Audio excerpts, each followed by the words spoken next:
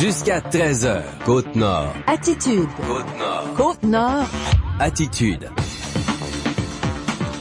On est le jeudi 23 novembre. Tommy Auger de Nous TV et Jean Saint-Pierre d'Attraction Radio. Salut Jean! Joyeux jeudi, Tommy! Oh ben oui, encore une fois, une belle journée à l'extérieur et ce sera un gros midi. On a quand même là plusieurs entrevues. Notre grille horaire est un petit peu modifiée aujourd'hui. Oui, tout à fait. On va parler abondamment du dossier de la résidence des bâtisseurs. Tommy, hier, il y a eu une conférence de presse en après-midi. On a donc eu 48 heures après les paroles en question, la réaction du directeur régional du groupe Résidence des bâtisseurs pour l'Est du Québec, M. Denis Côté, qui nous a convoqués sur place pour nous remettre et nous lire un communiqué de presse. On avait bien sûr plusieurs questions par la suite et les réponses là nous ramenaient toujours au communiqué de presse. Il n'y a pas eu de conversation, là, disons. Et ni d'entrevue individuelle là, pour cette émission Côte-Nord Attitude. Il a tout de suite précisé qu'il n'y aurait pas d'entrevue individuelle. Donc, ce qu'on va entendre à compter de midi 15, c'est 2 extraits de cette conférence de presse du directeur régional du groupe Résidence des bâtisseurs à Sept-Îles hier. Ensuite, on aura des réactions. On aura en entrevue donc les 3 membres. En fait, le comité des résidents n'est pas reconnu parce qu'il y a des non-résidents sur le comité. C'est 6 personnes, ce comité. Il y a 3 personnes âgées qui vivent à la résidence des bâtisseurs. Mais il y a aussi Francine Gendron, Sylvie Paquette et Luc Poulain. Ces 3 non-résidents qui s'impliquent simplement pour le mieux-être des aînés qui vivent à la résidence. Sont membres du comité, donc qui n'est pas reconnu par leur faute un petit peu, si on peut dire. Ils seront donc avec nous en entrevue là tout de suite après les extraits de la conférence de presse d'hier. On aura aussi la réaction de la directrice responsable des services aux aînés au Centre intégré de santé et de services sociaux de la Côte-Nord, Madame Diane Benoît, qui m'a accordé une entrevue ce matin. Donc, tout un bloc où on fait un retour sur ce dossier de la résidence des bâtisseurs de cette île. On va parler aussi d'action bénévole, hein, Tommy? Exactement. Au cours de l'émission, on s'entretiendra avec Jean Caron, qui est le porte-parole d'un comité de mise en place d'un nouveau centre d'action bénévole à cette île qui s'appellera le Virage. On en est au détail administratif, donc la création, l'incorporation, la mise sur pied d'un conseil d'administration et ça sera la prochaine étape. Bien évidemment, ce comité là de mise en place n'est pas là pour prendre des décisions sur la mission de l'organisme, mais on a déjà une bonne idée. Qu'est-ce qu'on veut avoir comme impact sur la communauté? Donc, on en parlera plus en détail avec Jean Caron dans les alentours de 12h30. Et puis, en fin d'émission Côte-Nord Attitude, on parle de la semaine de prévention des dépendances et de la toxicomanie. On connaît bien le centre d'intervention, le Rond-Point, à cette île. Le directeur sera avec nous, Jean-François Albert. Cette année, on axe beaucoup le message de prévention vers les jeunes à l'approche de la légalisation du cannabis. Bien sûr, les moins de 18 ans, ça leur sera interdit de fumer du pot, là. Mais quand même, la légalisation leur envoie un message sur le produit. Donc, on en parle avec Jean-François Albert en fin d'émission. Côte-Nord Attitude. Pour l'instant, les actualités locales et régionales. Actualité Pure FM. D'abord, les ambulanciers de Port-Cartier-Sept-Îles durcissent le ton dans la négociation de leur contrat de travail. À la suite d'une décision d'un tribunal administratif, les paramédics à l'emploi des ambulances Porlier ne réaliseront plus certaines tâches non essentielles. Ces travailleurs affiliés à la CSN ne feront plus de transfert de patients d'un établissement à un autre, ne produiront plus de factures, ne participeront plus à des formations et ne laveront plus les ambulances pendant la période de conflit. La négociation s'effectue surtout avec le gouvernement du Québec. Le porte-parole du syndicat, Jean Gagnon, rappelle que la convention collective des paramédics de Sept-Îles et Port-Cartier est échue depuis 2015 et que le ministre Gaétan Barrette ne fait rien pour dénouer l'impasse. Les ambulanciers de notre région sont en grève depuis plusieurs semaines maintenant, mais assurent toujours les services essentiels à la population. La direction de la résidence des bâtisseurs ne reconnaîtra pas le comité des résidents de Sept-Îles parce qu'il regroupe des non-résidents. Le directeur du groupe Résidence des bâtisseurs pour l'Est du Québec, Denis Côté, a réagi hier aux critiques du comité des résidents et à la pétition réclamant une reconnaissance de ce comité. La résidence des bâtisseurs de Sept-Îles déplore les propos dans les médias cette semaine des membres du comité des résidents élus le 27 septembre. Le directeur régional, Denis Côté, les qualifie de déclarations publiques opportunistes. Il appartient aux résidents de nous informer de ce qui ne leur convient pas. Nous déplorons certaines déclarations publiques que nous jugeons opportunistes et qui prennent toutes les apparences de règlements de compte personnels et organisationnels sous forme d'amalgames injustifiés. La présidente du comité des résidents, Francine Gendron, est une infirmière à la retraite qui a habité 24 ans à la résidence des bâtisseurs. Elle s'implique pour le mieux-être des aînés qui y vivent aujourd'hui. Voici sa réaction.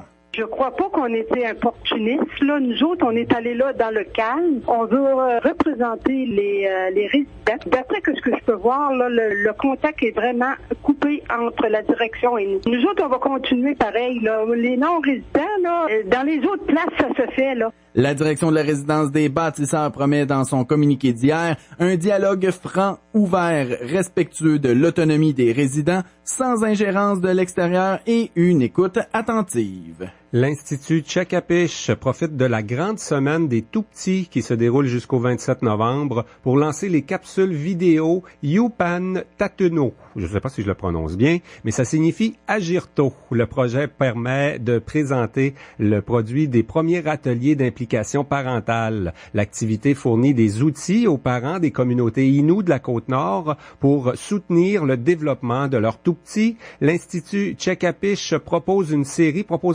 de 5 capsules vidéo d'ici avril 2018. L'organisme basé sur la rue Brochu à Ouachat souhaite ainsi favoriser l'égalité des chances pour tous au moment où cela compte le plus, c'est-à-dire dès les premières années de la vie.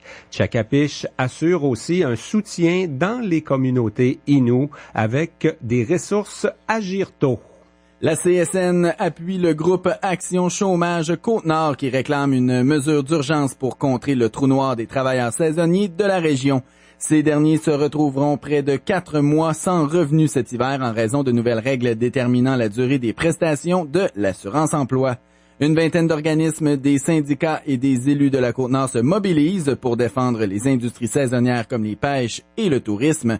Ils dénoncent les règles du programme du gouvernement fédéral qui font qu'en raison d'une baisse du taux de chômage, les travailleurs du territoire de Tadoussac à Sept-Îles doivent désormais cumuler 665 heures de travail pour bénéficier de 15 semaines de prestations. Un comité a été mandaté pour élaborer une mesure d'urgence et inviter le gouvernement Trudeau à agir. Et puis Tommy, demain c'est la journée sans achat ou le vendredi fou? Les deux. Eh ben oui, c'est le conseil, le CRIC de Port-Cartier qui invite les consommateurs à ignorer le vendredi fou. L'événement initié aux États-Unis donne le coup d'envoi de la période des achats du temps des fêtes. Le Centre de recherche et d'information en consommation propose plutôt une journée sans achat ce vendredi 24 novembre. L'organisme qui propose des consultations budgétaires aux gens de Sept-Îles et Port-Cartier invite ainsi les citoyens de la région à réfléchir sur les impacts de la surconsommation sur leurs finances personnelles. La journée sans achat existe depuis 1992 au Canada. Elle lance un appel au boycott du vendredi fou en effectuant aucun achat lors de cette journée. Pas facile. Courte pause et on débute avec notre traitement de la nouvelle de cette semaine avec la résidence des bâtisseurs avec des différentes réactions. Soyez des nôtres. Attitude. Ils seront de retour très bientôt. Les parties du temps des fêtes. Opération Nez Rouge Sept-Îles est à la recherche de bénévoles pour Sept-Îles et Port-Cartier. Vous pouvez vous inscrire en ligne au opérationnezrouge.com dans la section bénévoles via l'application Opération Nez Rouge sur votre téléphone ou au 88 962 2322. Des formulaires sont aussi disponibles au bureau de la Fondation régionale de l'hôpital Sept-Îles. Pour plus d'informations, visitez la page Facebook d'Opération Nez Rouge Sept-Îles.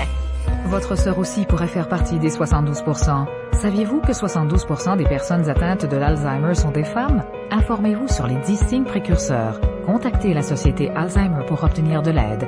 Visitez alzheimer.ca pour faire un don. Top 10 anglo, top 10 franco. Samedi et dimanche, Valérie et moi-même, David, on vous attend pour vous présenter les 10 meilleures chansons de la semaine à Pure FM. Je vous attends les samedis dès 16h avec les meilleures chansons anglophones, mais aussi une nouveauté, un souvenir, une projection et les potins sur vos artistes internationaux préférés. Et le dimanche, c'est moi qui prends les commandes avec les 10 meilleures chansons francophones de la semaine. Pour entendre la musique de l'heure, ne manquez pas le top 10 anglo le samedi dès 16h et le top 10 franco le dimanche à 16h. Pure FM. 94.1. Vous écoutez Côte-Nord Attitude, en direct du studio par le Marchal. Attraction radio, en direct.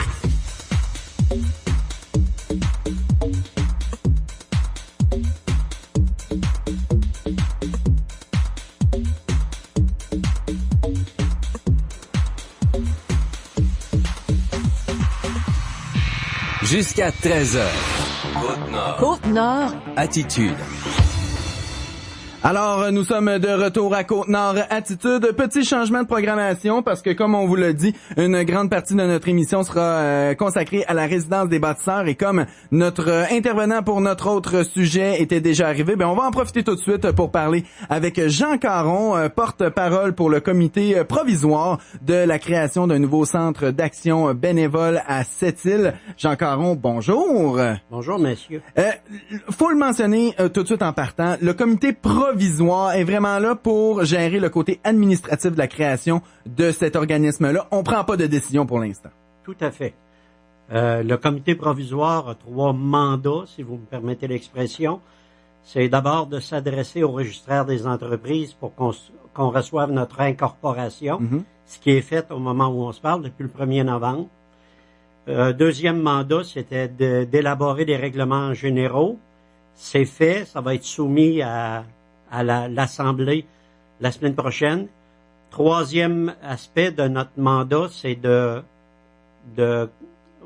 excusez l'expression, de créer une assemblée de fondation. Donc, la première réunion qui va lancer le bal pour le conseil d'administration qui sera créé. Oui, et c'est mardi prochain, le 28 novembre, à 19h30, à la salle Blair McHale, du pavillon de la maison Alouette, connu sous le nom de Moxie. Donc, voilà. c'est pris en note, là. Donc, mardi prochain, le 25 novembre à 19h30. Le 28 novembre. Le 28. Ah, excusez, moi, je suis mêlé dans mes dates. Moi, on est déjà le 23, hein. Le 25, ça arrête en fin de semaine. Donc, le 28 novembre à 19h30 du côté du Moxie. C'est important que les gens se déplacent parce qu'il y aura de très grandes décisions à être prises. Avant d'en venir au mandat, là, aux missions que vous allez vouloir prendre, qu'est-ce qui a fait que des gens ont décidé de lancer le mouvement pour créer un nouveau centre d'action bénévole à Sept-Îles? En fait, actuellement, on pourrait dire qu'actuellement, il y a un litige, et je m'explique. Il y a 4 services qui sont pris en charge par le CI3S. Et la position du CI3S est très claire.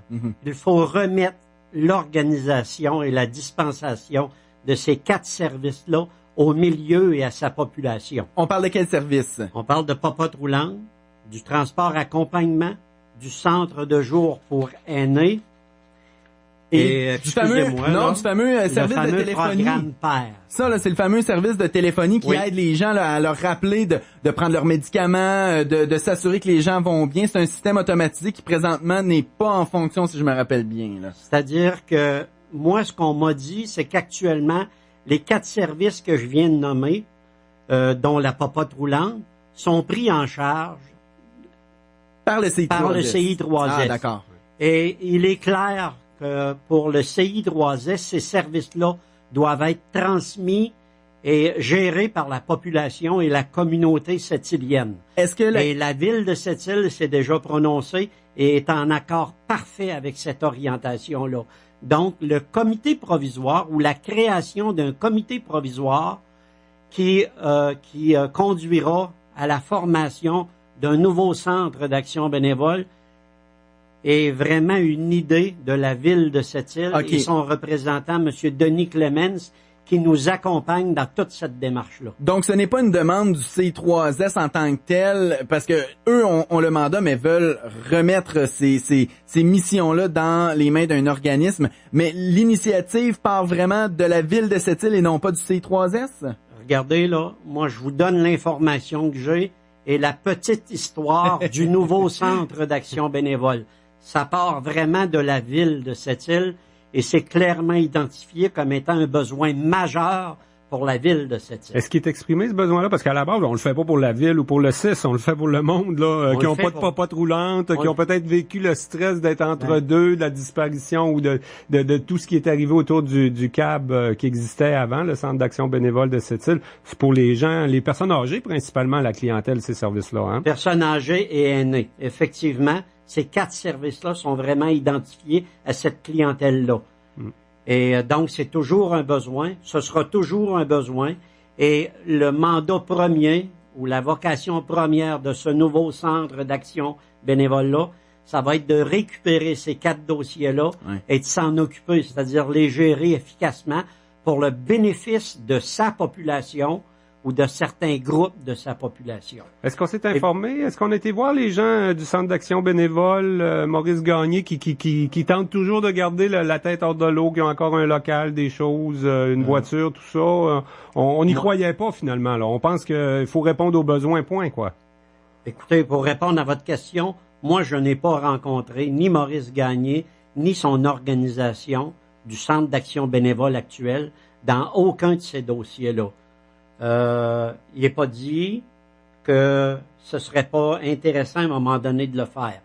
Mais moi, ou le comité que je représente, parce que je suis accompagné de Mme Hélène Duchesne dans le comité provisoire et Doris Nadeau, donc aucune de ces personnes-là, au moment où on se parle, n'a rencontré ni M. Gagné, ni son personnel. Là. OK? Mais on sait que le Centre d'action bénévole actuel vit toujours et a des activités. Mais je ne veux pas m'étendre dans ce dossier-là. Comme on fait l'appel aux gens là, de se rendre à ce premier AGA, combien de gens là, on estime avoir besoin dans le CA pour vraiment qu'on puisse dire que cet organisme-là va partir et avoir tous les gens en place nécessaires au bon déroulement administratif d'un nouveau centre d'action bénévole? Selon les règlements généraux, un conseil d'administration pour gérer efficacement le nouveau centre d'action bénévole, le Virage, doit se constituer de 7 membres élus, nommés. Donc, au minimum 7 personnes, c'est sûr que s'il y en a plus, on va leur trouver des tâches à faire. Hein? Tout à fait, exactement. Et c'est pour ça que c'est les membres automatiques, quoi. Il n'y a pas nécessairement des cartes, on peut se présenter là, tout puis citoyen, on a le même droit que n'importe qui. Tout citoyen peut et est invité à se présenter à notre réunion, à notre assemblée de fondation, mardi le 28 à 19h30 chez Moxie. Et il y a toujours une question d'argent derrière tout ça. Est-ce que l'enveloppe budgétaire qui avait été retirée au Centre d'action bénévole de Sept-Îles l'an dernier est une enveloppe qui est possiblement encore toujours disponible pour un nouveau centre d'action? Je peux pas vous dire que l'enveloppe qui était dévolue au Centre d'action bénévole actuel, je peux pas vous dire qu'elle est protégée pour le prochain Centre d'action bénévole, le Virage. Mais ce soir, de 16h30 à 17h30, on rencontre les gens du CI3S de Sept-Îles. Et évidemment, un des sujets, c'est pour parler du programme PSOC, là, qui est le programme qui substantiellement supporte financièrement les activités d'un centre d'action bénévole approuvé et autorisé par le CI3S de Sept-Îles.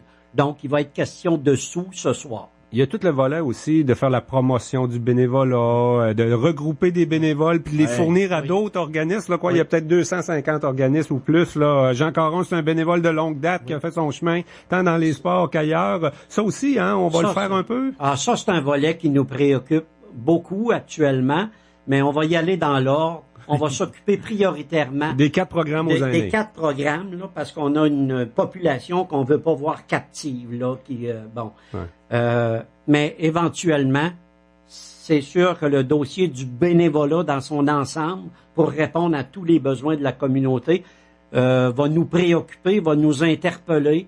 Puis je pense qu'il va falloir être très stratégique parce qu'il faut pas devenir compétitif dans un dossier comme ça. Là. Avec les autres organisations qui regroupent des bénévoles, c'est ça? C'est sûr. On veut pas créer d'animosité ou se déchirer dans ce développement-là. Là. On veut s'harmoniser. On souhaiterait s'harmoniser. En même temps, il y avait un rôle d'en faire la promotion, donc d'aller recruter des nouveaux bénévoles. Oui. Je vous répète, là, ça c'est un dossier qu'on appelle un 5e dossier qui va nous occuper en temps et lieu. Puis ce sera pas si tard que ça. Il est en santé le bénévolat à Sept-Îles, selon toi? Moi je crois que oui. Je crois que oui, parce que les gens souvent, c'est les mêmes personnes qu'on retrouve sur 3-4 CA, effectivement. sur bien des organismes. Ça veut pas dire que c'est pas en santé. Si les activités peuvent se faire et que les gens ont l'énergie pour le faire. Ouais. Oui, absolument. Des bons retraités comme Jean Caron, qui fondent des friperies, puis qui fondent le font avec intérêt et soin. Hein? Exact. Voilà. C'est tout là qu'est la différence. Là. On rappellera la réunion, la réunion de constitution de l'AGA du conseil d'administration mardi le 28 novembre à 19h30 du côté du MOXI. On mentionnera que les gens de la Fédération des centres d'action bénévoles du Québec seront présents pour assister à cette réunion-là et par la suite se déplaceront du côté de Baie-Comeau parce qu'on le sait aussi du côté de Baie-Comeau ont pas de centre d'action bénévole, donc eux aussi là sont dans les premiers balbutiements là, de la création d'un nouveau centre, donc on suivra ça de très très près. Jean Caron, porte-parole pour le comité provisoire de ce centre d'action bénévole, le Virage. Merci beaucoup. Merci, messieurs, de vous intéresser à nous comme ça. Ça fait toujours plaisir. Jusqu'à 13h. Côte-Nord. Côte-Nord. Attitude. Pure FM. 94.1. Vendredi le 24 novembre, le très populaire groupe Suroît sera au Café-Théâtre Graffiti de Port-Cartier. 2017 marque les 40 ans du groupe des Îles-de-la-Madeleine. Et pour célébrer ça, Suroît lance la revisite. Avec 4 décennies d'hymnes marins, on revisite la famille et les amis au Graffiti ce vendredi 20h. Capitaine, capitaine, voyage ton fly. Capitaine, voyage ton fly. Une collaboration d'Aluminerie Alouette, billetterie au 766-0101. La programmation hiver 2018 du Graffiti sera disponible la semaine prochaine. Choisir Sept-Îles Honda, c'est choisir des véhicules fiables, une équipe passionnée, un service irréprochable et une tranquillité d'esprit au quotidien. Et si je vous disais que vous pourriez en avoir encore plus? Eh oui, exceptionnellement, Sept-Îles Honda vous offre tous ces modèles 2017 au prix coûtant, du jamais vu. On vous attend. Sept-Îles Honda, vivre et conduire en toute liberté. Bon, ça, c'est la clé de ma maison. Ouais, c'est ça. Ça, c'est la clé de... Je sais pas. Ah! Ça, c'est la clé de mon char. Puis ça, c'est mon chauffeur désigné. Je l'aime beaucoup, hein? L'Association des brasseurs vous le rappelle. Quand on prend un verre, on prend pas le volant. Ben oui, c'est là. Attraction radio, en direct. Si je vous dis rabais, si je vous dis économie, si je vous dis plus bas prix de l'année, je suis pas mal sûre que vous avez envie justement d'en profiter. Ben ça se passe à votre Canadian Tire de Sept-Îles parce que on est en plein week-end de Vendredi Noir qui commence par un jeudi rouge. Des rabais, il y en a dans tous les départements. C'est assez impressionnant, là, je vais vous le dire. Là. Et là, je suis en plein dans le spot des télés, mes amis. On est en train d'installer ça, des télés 65 pouces RCA. Tu sais, pour regarder le Canadien perdre, ça va être parfait. On sait, en fait, c'est le boss qui fait un rabais maison dessus. Donc, venez découvrir ça. Ça va être un prix vraiment alléchant, c'est sûr et certain. On a également pour vous un 60% de rabais sur une échelle Mastercraft qui est maintenant à 124,99 $. Elle est testée, approuvée. Une super bonne échelle. Vous allez pouvoir venir vous chercher ça à très bas prix et prendre de l'avance dans votre magasinage du temps des fêtes également. Le grand week-end du Vendredi Noir qui commence par un jeudi rouge. C'est dès maintenant à votre Canadian Tire de Sept-Îles. Venez économiser, venez en profiter. Une invitation au 99.1. Côte-Nord. Attitude.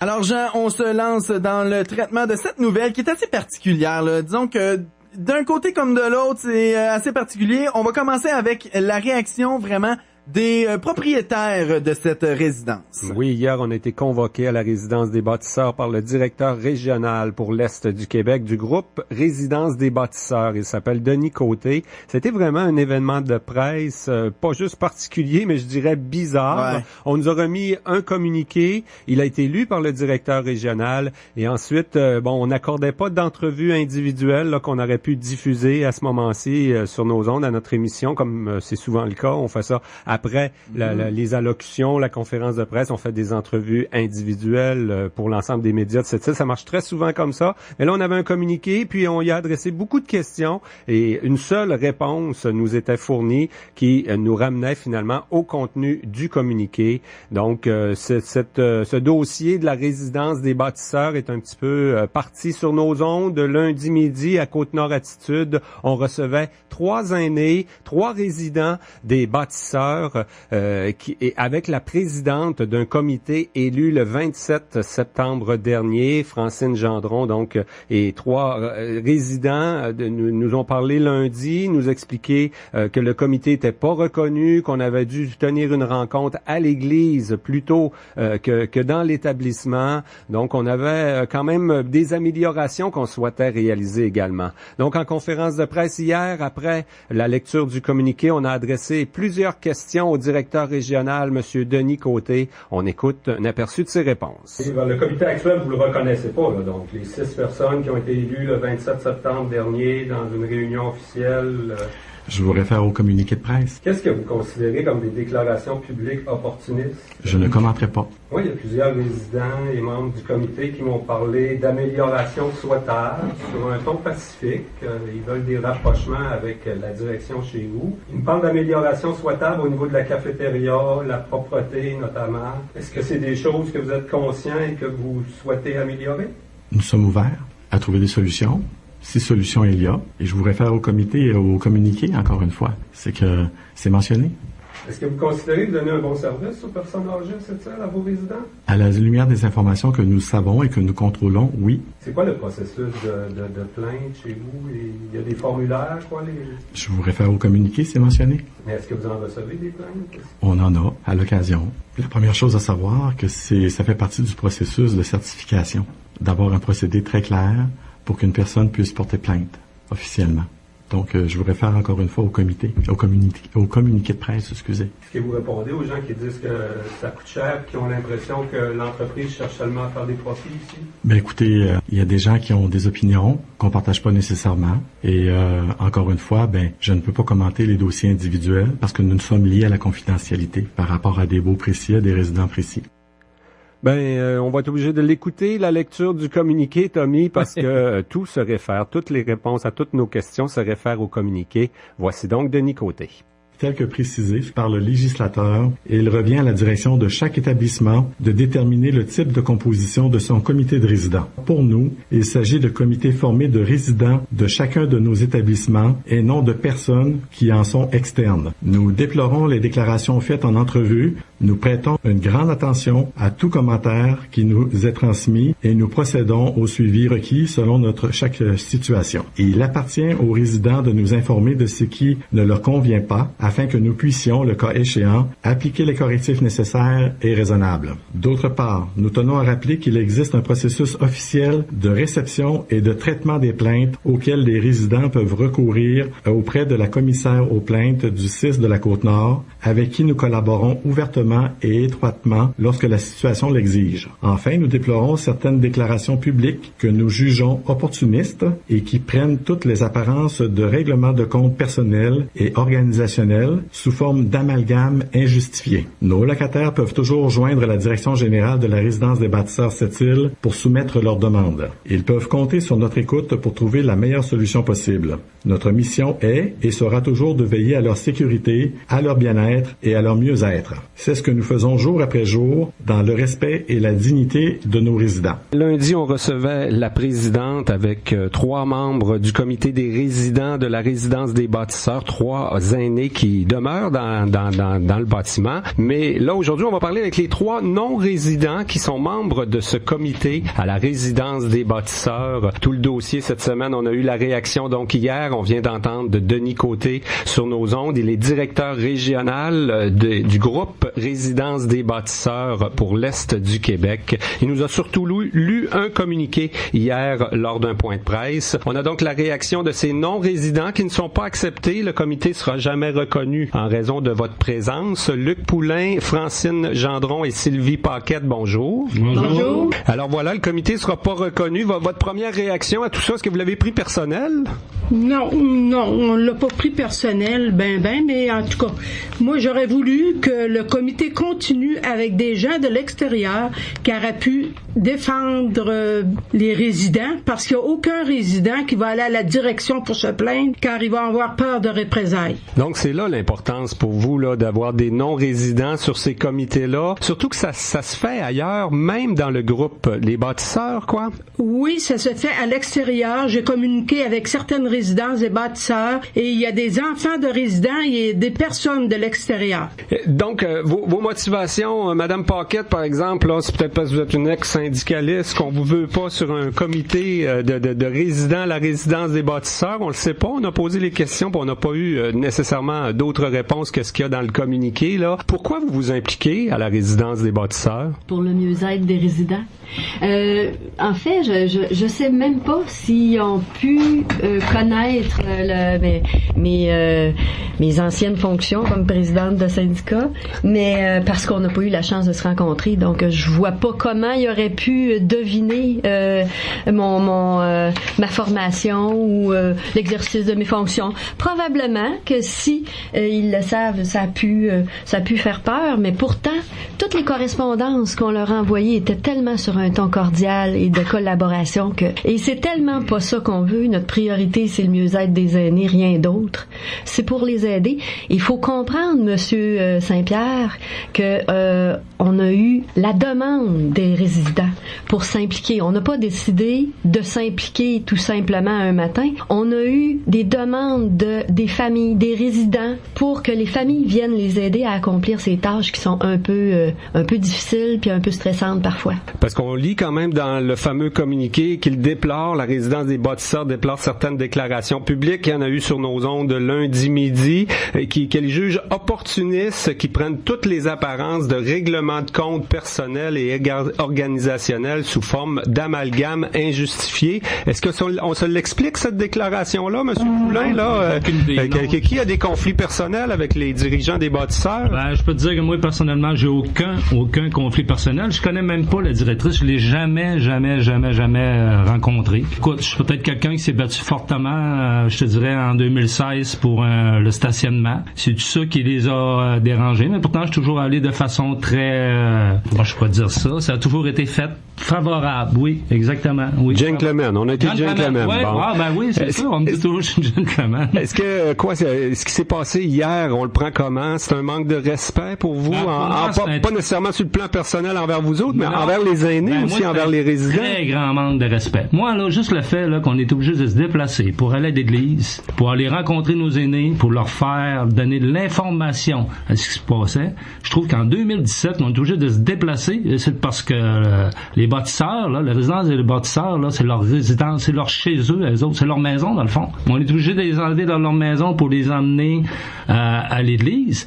Puis l'autre affaire aussi, je me dis, si il y a 120 résidents qui signent une pétition, puis ces gens, ça nous donne environ 80%, puis s'il y en a 120 qui signent pour une pétition, c'est parce qu'ils le voulaient, le comité, ces gens-là. Puis que M. Côté ne voit aucune valeur à cette pétition-là qui a été signée par les gens. Je m'imagine la valeur qu'il doit avoir lui-même envers ces aînés-là, les valeurs qu'il a présentement et puis dans le futur. Le communiqué mise quand même là sur un processus de plainte. On dit qu'on peut écouter les résidents. On veut pas d'ingérence de gens de l'extérieur, mais on est prêt à étudier et à écouter toutes les plaintes et même à agir s'il y a lieu. Est-ce qu'il existe? On y croit? Il y a un processus de plainte qui peut amener des améliorations. On parlait entre autres de la cafétéria cette semaine, là, qu'on souhaitait des améliorations. Par des plaintes, ça pourrait fonctionner? Je ne crois pas qu'aucune personne va se présenter au bureau de la direction pour faire des plaintes, car ils ont peur des représailles. Et premièrement, c'est tellement difficile d'entrer en contact avec la direction qu'on en perd notre latin. C'est quoi la suite des choses à ce moment-ci? Est-ce que les non-résidents vont se retirer pour qu'il y ait un comité de résidents plus efficace puisqu'il y aura un dialogue avec l'administration? Là, les liens sont rompus, comme vous nous avez dit hier, là. Ben, les liens sont rompus, oui. On espère toujours. Nous, on est des gens optimistes. Ce qu'on souhaite, par contre, c'est que les résidents se prennent en main, qu'ils forment un comité, bien sûr, puis qu'en attendant, ils puissent réagir à ce qu'ils trouvent être un non-respect, je pense. Parce que ce qu'on entend, c'est qu'ils sont peinés de voir qu'on n'a pas respecté l'élection qu'ils ont faite, eux. Ils ont choisi des gens, ces gens-là. Ils ont élu démocratiquement 6 personnes. Et cette élection-là respectait les règlements jusqu'à ce jour. En tout cas, même si M. Côté dit qu'il a décidé de rayer le paragraphe qui posait problème dans ces règlements-là, il existait ce paragraphe-là qui dit que la direction doit soutenir l'intérêt des résidents et des familles à la participation du dit comité des résidents. Alors, ils sont un peu peinés qu'on n'ait pas respecté. Au moins, si ça avait été respecté pour l'année en cours, puis ensuite changer les choses, ou nous expliquer, ou leur expliquer tout simplement pourquoi ils voulaient changer les choses. Ça aurait été du respect, ça. En terminant, pour la population, qu'est-ce qu'on peut faire pour vous appuyer? Il y a beaucoup de gens qui entendent, qui réagissent, qui écrivent sur Facebook toutes sortes de choses, mais qui sont un peu en réaction avec tout ce qu'on a entendu cette semaine, puis qui voudraient vous soutenir. Est-ce qu'il y a des choses que la population peut faire, là? C'est bien sûr que les gens qui ont de la famille, là, peuvent intervenir de quelconque façon, mais les autres... Nous interpellons la population, c'est sûr. Mais avant tout, nous interpellons le propriétaire du groupe bâtisseur. Nous demandons de l'aide à M. Michaud, qui pourrait, lui, évaluer la situation, qui est le propriétaire du groupe bâtisseur. On attend un retour de ce monsieur-là. Qui est le président. Puis moi, je demande à la municipalité, on a un comité, des aînés qui est sur la municipalité, je leur demande. Eux autres, leur aide, là, qui font une démarche, là. Je demande à la députée, je demande à tous nos intervenants qui sont ici en ville. À la ville, oui, c'est le temps, là, de vraiment... Les aînés. Parce que je suis certain, comme nous autres, là, ils trouvent que la situation, là, est anormale à d'abord dans 4 parts. Mais moi, ce que je veux pas, c'est pour ça que je veux que les autres interviennent aussi. Moi, ce que je veux pas, c'est qu'on donne plus de stress à nos personnes âgées. Nos aînés, là, sont là-bas, là, puis ils en vivent présentement. Ça, je peux vous le dire avec... Ça fait quand même 3 semaines, là, qu'on se bat fort là-dedans, là. Puis les autres aussi, là, ils entendent ça. Puis là, aujourd'hui, là, j'ai l'impression, ils se sentent seuls. Moi, j'ai parlé à des gens, là, puis ils se sentent seuls. Fait que je pense que là, c'est le temps que nos politiciens, là... Il faut comprendre qu'il y a 3 personnes sur ce comité-là qui ont dans les alentours de 89 ans, oui, dont notre aîné qui a 91 ans, oui, qui a suivi, qui a rencontré les médias, qui s'est exprimé. Monsieur Boudreau, qu'on a reçu lundi. Madame Juliette Boudreau, Monsieur Ernest Boudreau, Madame Marie-Hilda Poulain, qui ont, malgré leur âge, suivi et mentionner pourquoi ils tenaient à suivre aussi. C'est important, ça. Eh bien, bravo pour votre soutien à ces personnes-là. On va continuer de suivre le dossier de près. Je laisse le mot de la fin à la présidente Francine Gendron. Moi, j'ai le goût de dire que M. Côté a pris la voie la plus facile en changeant son code d'éthique. Et j'ai le goût de lui dire, seul, ça va vite, ensemble, ça va loin. Luc Poulain, Francine Gendron, Madame Sylvie Paquette, un gros merci pour votre présence ce midi. Merci, M. Saint-Pierre. Merci, M. Saint-Pierre. Jusqu'à 13h. Côte-Nord. Côte-Nord. Attitude. Pure FM. 94. Ma couverture douillette, je l'ai. Mes émissions de télé préférées, je les ai. Économiser pendant que je profite de la saison de l'hibernation au max, ça aussi je l'ai avec le trio tout inclus de Cogeco. Internet Ultra Fibre 40 illimité, la téléphonie et le forfait Télémix ultime, incluant RDS, TVA Sport et Super Écran pour seulement 69 $ par mois pendant 6 mois. Obtenez aussi l'enregistreur TiVo gratuit pendant 12 mois. Des conditions s'appliquent. Il fait peut-être froid à l'extérieur, mais c'est épatant à l'intérieur. Passez à Cogeco. Passez en mode épatant. Choisir cette Honda, c'est choisir des véhicules fiables. Une équipe passionnée, un service irréprochable et une tranquillité d'esprit au quotidien. Et si je vous disais que vous pourriez en avoir encore plus? Eh oui, exceptionnellement, cette Honda vous offre tous ces modèles 2017 au prix coûtant, du jamais vu. On vous attend. Cette Honda, vivre et conduire, en toute liberté. La Société ferroviaire et portuaire de Pointe-Noire embauche pour la relance de ses activités. Plusieurs postes sont disponibles. Consultez le site web sfppn.com pour toutes les opportunités d'emploi. Actuellement, nous avons besoin de superviseurs aux opérations pour le secteur cours et quai et pour le secteur chemin de fer. De superviseurs planificateurs pour l'entretien des locomotives et ateliers électriques. Nous cherchons aussi un chef de section pour le chemin de fer, un chef de section environnement et un contrôleur financier. Prêt à relever le défi du redémarrage des activités à la Pointe-Noire? Postulez via le site sfppn.com. Plusieurs autres opportunités sont à venir. Soyez à l'affût. Attraction radio en direct. On vous attend à votre Canadian Tire de Sept-Îles avec les plus bas prix de l'année. C'est même pas des blagues, là. On a tellement d'économies à faire parce que c'est le grand week-end du Vendredi Noir qui commence dès aujourd'hui. On n'avait pas le goût d'attendre chez Canadian Tire. On vous offre un jeudi rouge. Donc, on a des rabais, là, qui vont jusqu'à 85%. J'ai vu du 85% de rabais sur des articles. Il y en a dans tous les départements, là, des rabais présentement. Ça vaut vraiment la peine de venir nous voir et peut-être, justement, que vous avez envie de décorer pour le temps des fêtes. On commence à y penser. Ça vous tente de faire ça en fin de semaine. Il y a des beaux rabais sur les décos pour le temps des fêtes. Entre autres, un arbre de Noël, un beau pin aux couleurs changeantes. Il a 50% de rabais. Il vous est laissé à 74,99 pour les décorations extérieures aussi, là, des personnages gonflables. Ça, c'est toujours bien pratique. On a un 50% de rabais là-dessus. Venez nous voir, venez économiser. Des économies dans tous les départements pendant le Vendredi Noir qui se poursuit jusqu'à dimanche. Mais qui, je vous rappelle, ça commence aujourd'hui avec un jeudi rouge. On vous attend Canadian Tire de Sept-Îles, une invitation du 94.1 Pure FM. Attitude. On se tourne du côté du Centre intégré de santé et de services sociaux de la Côte-Nord avec la directrice des services aux aînés, Madame Diane Benoît. Bonjour. Bonjour, Monsieur Saint-Pierre. On parle depuis quelques minutes là, de la situation à la résidence des bâtisseurs à Sept-Îles. C'est une résidence privée, Madame Benoît, mais j'aimerais que vous m'expliquiez, là, il y a quand même un lien. Il y a quoi? Il y a 56 lits qui sont avec une entente avec le Centre intégré de santé.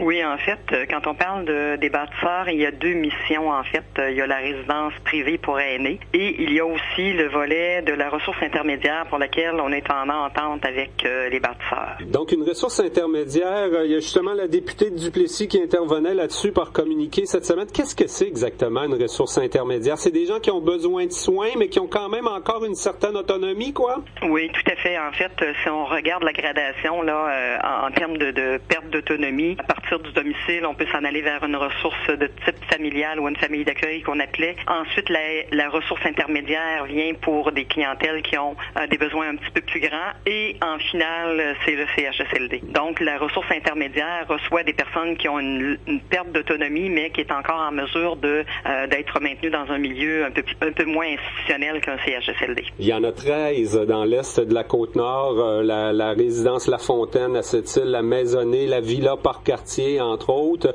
Donc, c'est semi-privé, ces résidences-là. L'entente avec le CIS, ça consiste en quoi pour les personnes qui y vivent, là? Ben, en fait, c'est pas semi-privé, c'est privé. Mais nous, on a une entente contractuelle selon un cadre de gestion ministériel qui est le même partout au Québec.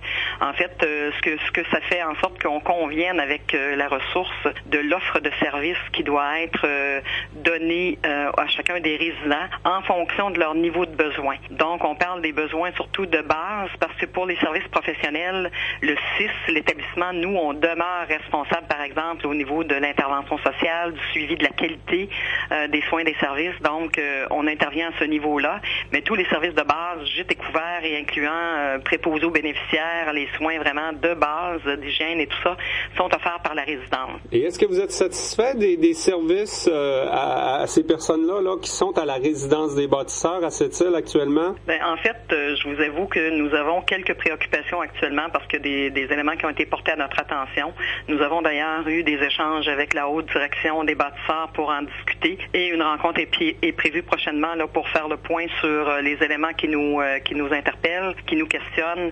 Et vous savez, comme je vous disais, nous, le CIS de la Côte-Nord, on est responsable d'assurer la qualité et la sécurité des soins et des services qui sont offerts dans une ressource intermédiaire pour ce volet-là. Alors, c'est sûr qu'on veut s'assurer avec avec les hauts dirigeants que tout est mis en place pour qu'on soit conforme. Oui. Est-ce que vous êtes responsable du traitement des plaintes, de l'implication là, ou de la présence d'un comité de résidents ou d'usagers à ce moment-là, dans le cadre de l'entente avec la résidence des bâtisseurs? Là?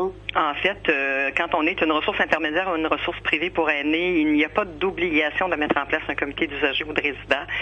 C'est sûr que nous, on est favorable à ça, puis je pense que la ressource est aussi favorable. Maintenant, il s'agit de trouver la formule, mais c'est sûr qu'au niveau du traitement des plaintes, c'est la commissaire aux plaintes du CIS qui est en charge de recevoir et d'analyser et de faire des recommandations en conséquence. Vous, personnellement, Mme Benoît, vous suivez le dossier, vous vivez à Sept-Îles, vous entendez plein de choses dans les médias aussi. Est-ce que ça vous préoccupe, ça vous inquiète, ce qui se passe aux bâtisseurs, ou nos aînés sont quand même pas maltraités non plus, là?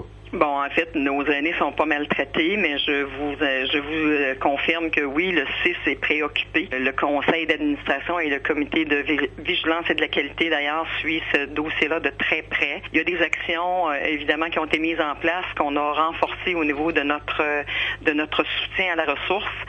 On n'a pas de crainte de maltraitance ou autre, là. On n'est pas dans cet ordre-là. Par contre, il y a des questionnements que nous avons et que nous adressons aux dirigeants, comme je vous disais tantôt.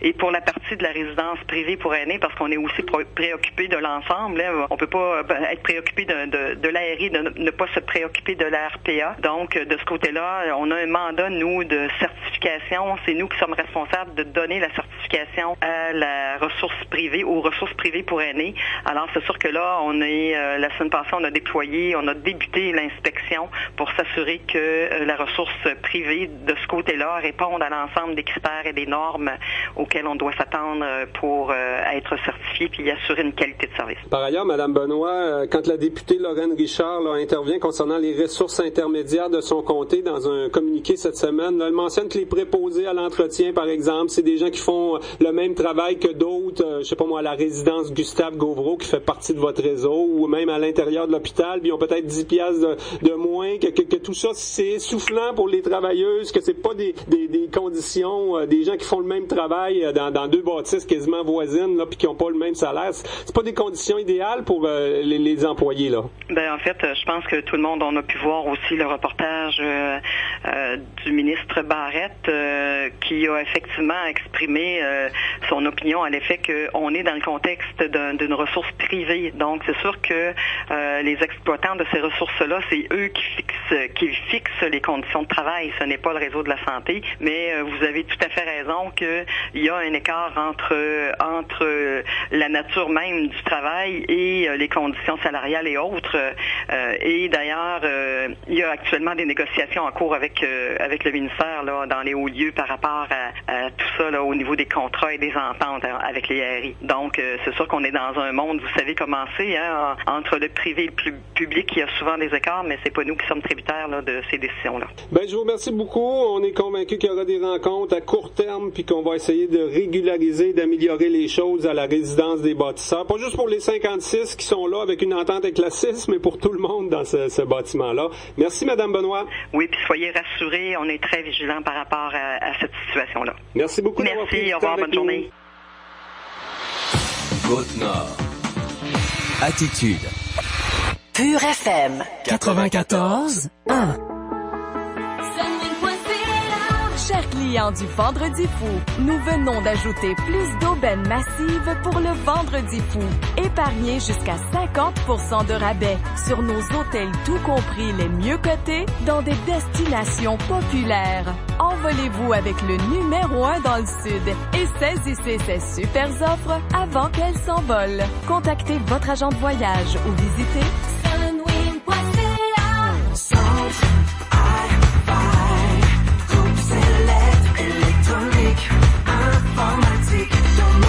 C'est le Vendredi Fou chez Centre Hi-Fi Sept-Îles.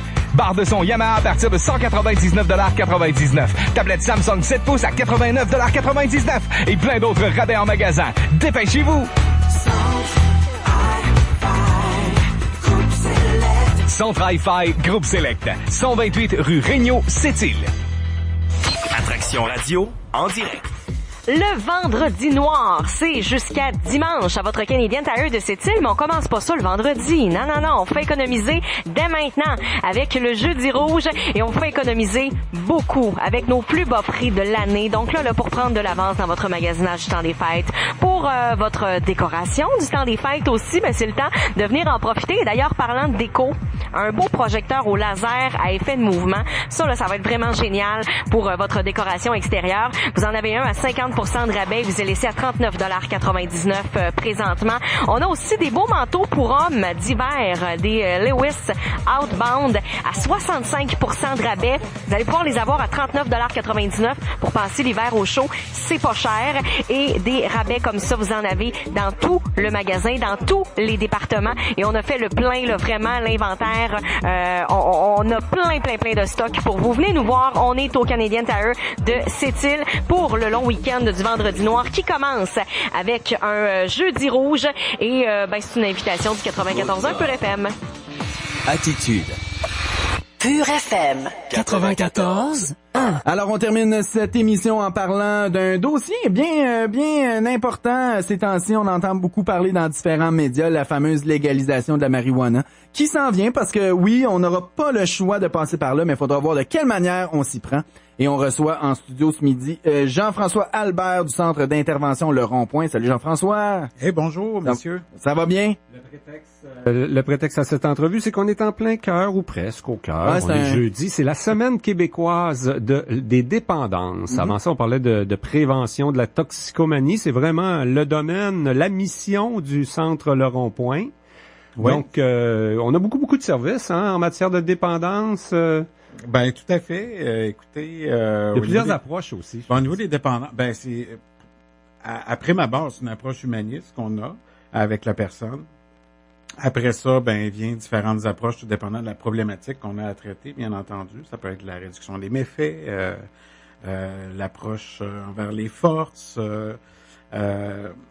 donc différentes approches qui peuvent être attribuées selon le client qu'on a. Et on a divers types de dépendances, bien entendu. L'alcoolisme, c'en est un. Dépendance aux drogues.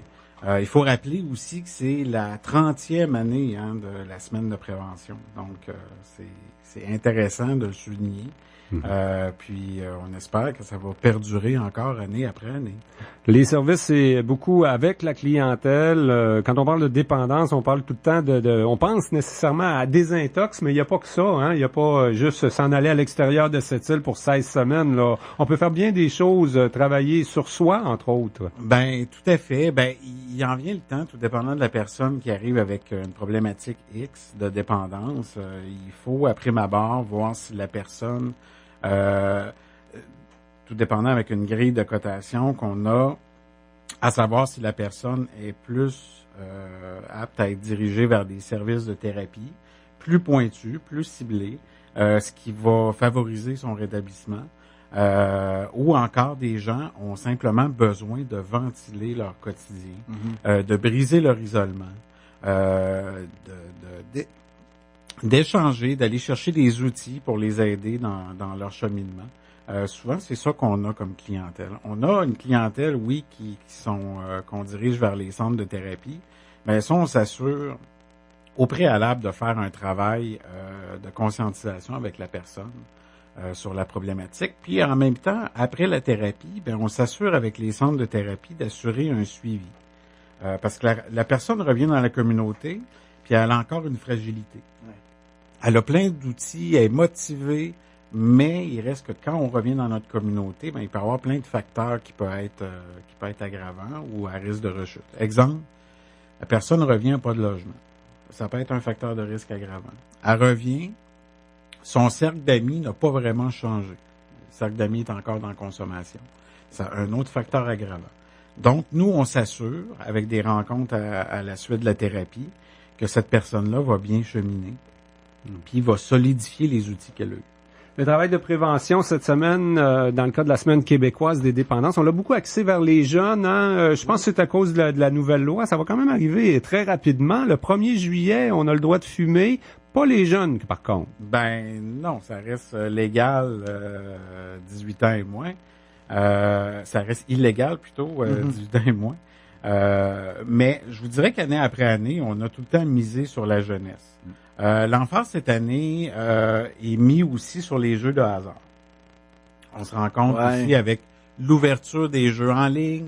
Plus facile, plus accessible pour ces jeunes-là. Plus accessible, même si c'est 18 ans. Ouais, ça, l'ordinateur, c'est facile à berner un ordinateur dans ce temps-là. Quand tu as une carte de crédit, là, ça se fait vite, là. Tout à fait. Puis c'est tout l'aspect cyber dépendance ou l'aspect 2.0 qui est en jeu là-dedans. Donc les jeunes, ben il faut miser sur une prévention sur cet aspect-là aussi.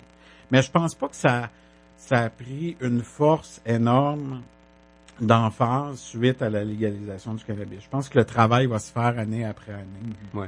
Mais il reste s'envoie un message, là, pas seulement aux jeunes, à l'ensemble de la population. Ben, on dit c'est légal le 1er juillet, ça banalise un peu aussi. Là. Il y aura tout un travail à faire. Je sais pas si le rond-point va partir des programmes, des projets. Là. Il y a de la prévention à faire en légalisant. Pas pour l'instant. Je veux dire, on va continuer à faire notre prévention. C'est sûr qu'on va travailler à adopter des outils qui sont efficaces, assurer qu'on ait des bonnes pratiques au niveau de la prévention de la dépendance. C'est sûr que le cannabis qui arrive en jeu, c'est un aspect qui peut être sous mode panique des fois. Quand on voit ça arriver, on se pose beaucoup de questions. Mais une fois qu'on a assimilé le projet de loi, une fois qu'on discute avec des partenaires aussi, de l'extérieur et aussi ici en région, ben on s'aperçoit que notre prévention va demeurer la même. C'est juste qu'il faut s'assurer de cibler les bonnes périodes de prévention. Mais comme j'ai tout le temps dit, c'est 365 jours par année la prévention.